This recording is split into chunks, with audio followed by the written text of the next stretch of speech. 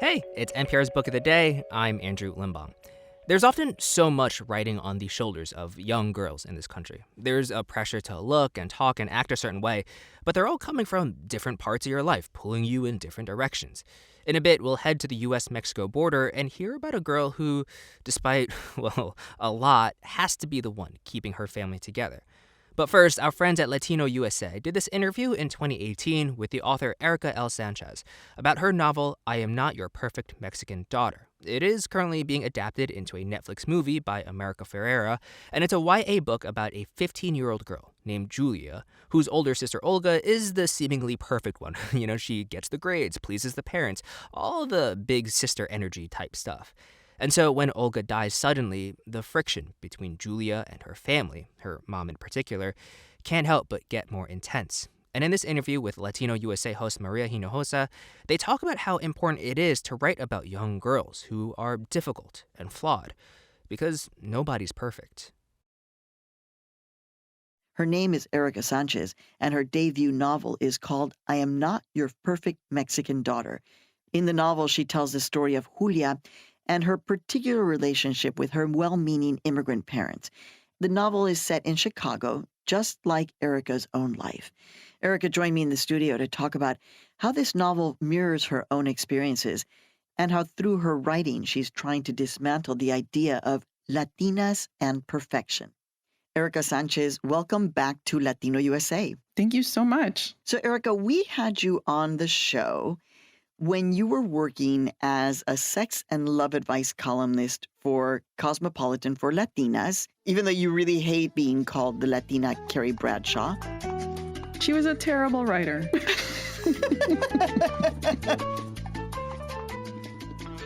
You are an established poet from Chicago, and the spotlight really shines on you when you write your first novel. It's called I Am Not Your Perfect Mexican Daughter, and the main character is Julia. Right, or Julia. Tell us a little bit about her. Sure, it's a coming-of-age story. Julia is a troubled, snarky 15-year-old girl from Chicago, and she is having a difficult relationship with her family, particularly her mother. I feel like a lot of immigrant daughters have this contentious relationship with their mothers because it's so difficult to understand one another. When I was growing up, my mom and I were just always butting heads. And I think a lot of it had to do with the fact that she grew up in El Rancho in the middle of Mexico, right? And I was very, very Americanized.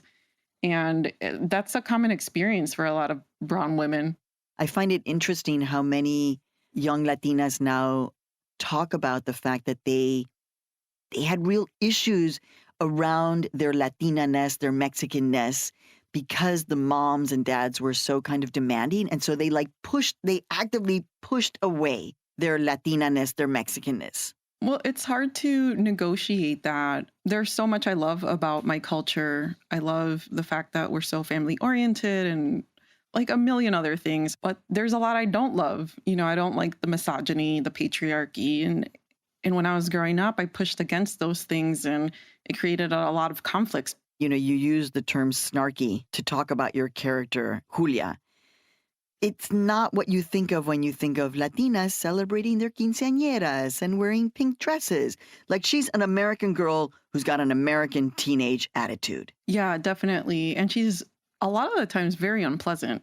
And I think that's something that shocked people. And I think that's interesting because have you ever met a 15-year-old girl? I mean, I was terrible. Yeah, I was pretty terrible too. Yeah, I mean, you're angry at the world. Everything's so confusing. And you don't know what to do with that anger. So you take it out on everybody around you. And so, in fact, Julia, in your book, your character, she's rude. She's sarcastic. Often she doesn't know when to stop talking. Why did you think it was important to create a character who was really difficult? I think that we're not allowed to be flawed, unfortunately. And I'm really tired of that.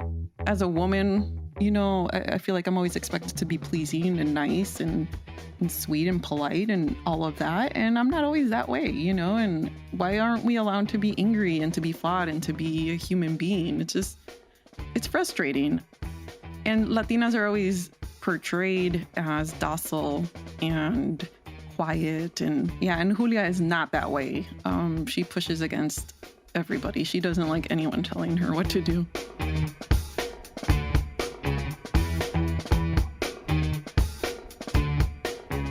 This book, when you were trying to get it published, it was rejected by some agents because what, they didn't like the tone of the main character? Is that true? Right, they didn't like her voice. And I said to myself, well, that's the best part, so I'm not changing that. And I took that as, they were telling me that they didn't like the fact that this was a complicated, strong Latina character. I remember one rejection really was upsetting for me, and I cried because it was really mean-spirited, and I was just really upset. I felt really discouraged, but again, I felt like I didn't need to change the voice because I felt like that's what made it special. And so I just held out until I found someone who believed in it, and finally I did find an amazing agent who's been wonderful to me. It all worked out. So I think that's just a lesson for young women to just kind of stick to your guns. And if you believe in something, someone else is going to believe in it too. A year has passed since the publication of their book, and I'm a follower of yours on Instagram. And so I was watching as, suddenly Erika Snchez, the poet, has a novel, and it's like constant smiles, and you're getting recognition, and it's just like... Oh, yeah, definitely. 2017 was just wonderful. Like, so many amazing things happened. I was on the New York Times list, etc. And it was just a magical time. And then 2018 came around and everything seemed to fall apart for me. I went through a really, really tough depression. It started early in the year and it lasted about 6 months. And it was just the most challenging time of my entire life. And so I had all these wonderful things happen. Then all of a sudden, I don't know, everything just kind of imploded.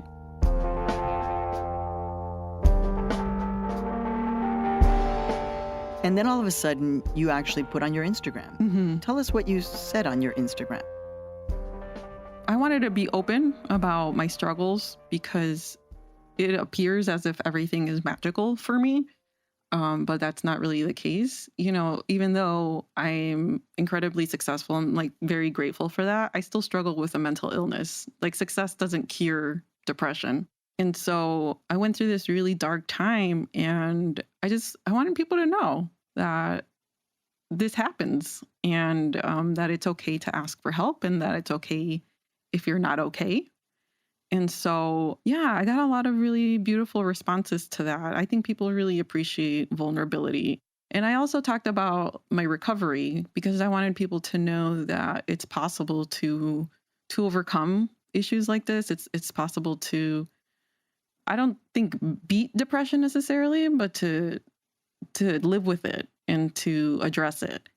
So what are you trying to tell the young, anyone who reads the book, but especially young Latinas? If you're looking at them straight in the eye, if you're looking at a young Latina who's dealing with these feelings of am I good enough? I'm not a good Mexican. I'm such an American girl. I'm so confused. I hate my life. What do you say to them?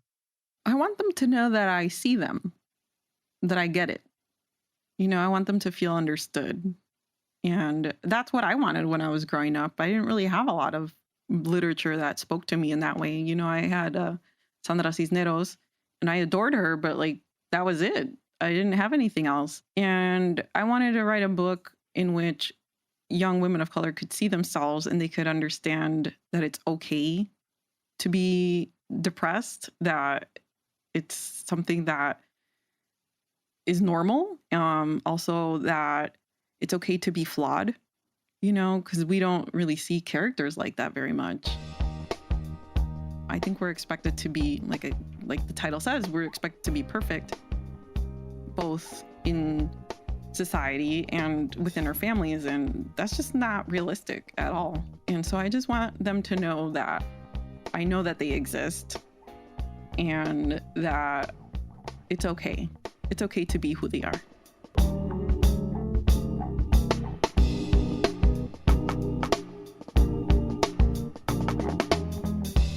Thank you for putting it into words, Erika Snchez. We really, really appreciate your work.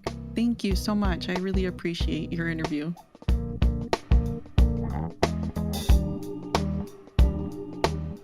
Erika L. Sánchez is the author of the New York Times best-selling novel, I Am Not Your Perfect Mexican Daughter.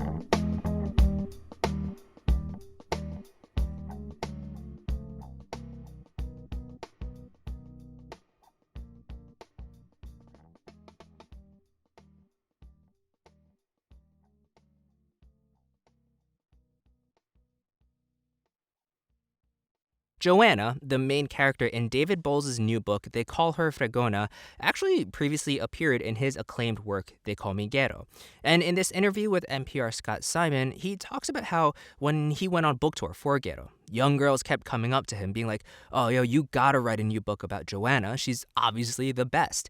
And as he says in this interview, who is he to turn that down? What does it mean to be in the 8th grade and sure, you're in love? How do you know? What do you do? How can you tell?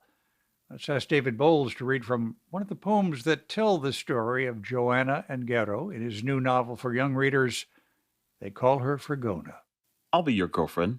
That's what she said. So I haven't needed to define this relationship. We make our feelings clear with detallitos, all the little things that speak louder than words. Like when I meet her outside of class one day and bend down to tie her loose shoelace.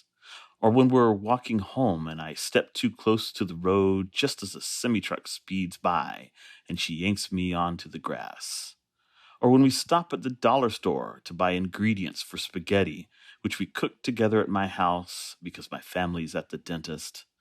Or when I find her standing alone one morning, a block from school, looking sad, so I hug her from behind till she leans back into me, sighing. Or when one of Snake's minions trips me in the hall, but she catches me, and everyone applauds, she slowly pulls me straight, looking into my eyes. I'm a poet, but all these small gestures say more than any words I could arrange. David Bowles, the award-winning author from South Texas, who has set his books in that special place along the Mexico-U.S. border, joins us now from the Rio Grande Valley. Thank you so much for being with us. No, it's a delight, Scott. Thank you so much. The young woman at the center of the story, Joanna Padilla Benvenides, has been in some of your other works, most notably They Call Me Ghetto. Right. What did she do that said to you, I need hey, over here, I need my own story told too? Part of it was readers. Early on, after They Call Me Güero came out and I was doing school visits to different places, young women would come up after my presentation and congratulate me and tell me how much they liked the book, but then ask me if I was going to write a sequel. And when I said I was thinking about it, they said, you need to focus it on Joanna because she's the best character in the book. And when your readers ask for something, you'd be a fool not to follow their lead. Mm. And tell us about that nickname she carries, Fregona. Yeah, Fregona in Mexican Spanish is a nickname that means tough girl. It comes from the verb fregar, which literally means to scrub, but has come to be a euphemism for other words and basically means to be tough, to be maybe a little annoying, to be hard. And she gets this nickname because, she confronts life that way. She wants to protect the people that she loves, her family, and so forth. And it makes her seem a bit cold and distant to people. But Güero can see past that at the special warmth that's inside of her. And their relationship is all about discovering each other. The story is sweet in so many ways, and it also gets tough. First day of 8th grade, something startling happens, doesn't it? Yes, it does.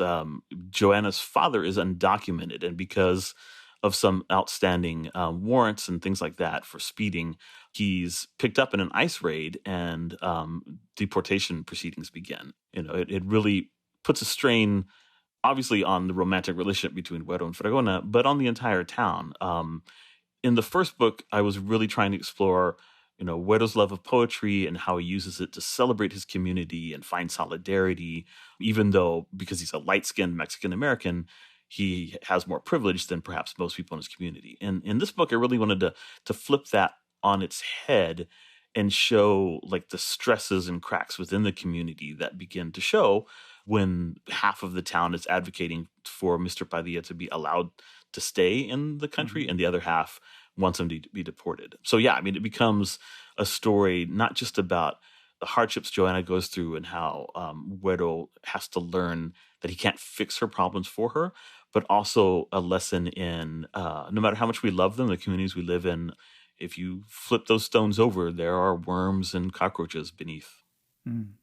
Güero really wants to be of help, but it's hard for somebody who's in 8th grade, or for that matter, somebody who's 80, to be of help in a situation like this, isn't there? Yeah, it is really hard. And, especially men, I don't want to generalize, but men tend to be socialized to be problem solvers, to fix things. I know that that's the way I was raised. And Güero has to find, just as I have found over the years, that doesn't always work, that sometimes you just need to listen. Sometimes you just need to be there for the people that are hurting, and that your attempt to help them could actually make things worse. And that's what Güero discovers, because he does make things worse, unfortunately. Yeah.